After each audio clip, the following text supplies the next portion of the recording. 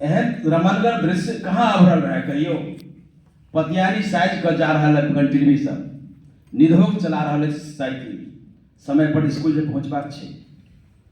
बिजली जकाँ चमक रहा है मुखमंडल, नव नव बात बुझबाक असीमित इच्छा, नवोन्मेषक लिलसाक संग दौड़ रहा है साइकिल गमैया जनपद पर।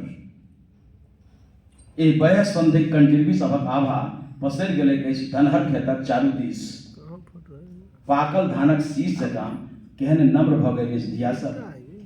स्कूल से लौटती में मायक माथ पर सँ धानक बोझ उतारि साइकिल पर लादि ठेसी से आगाँ बढ़ल जा रहल छथि। गाम पहुँच कऽ बैडमिंटन जे खेलेबाक छै। मायक भार के कतेक हल्लुक कऽ देलनि एहि उमेर में। मायक अंतर्मनक बात दिए बुझि सकैत अछि।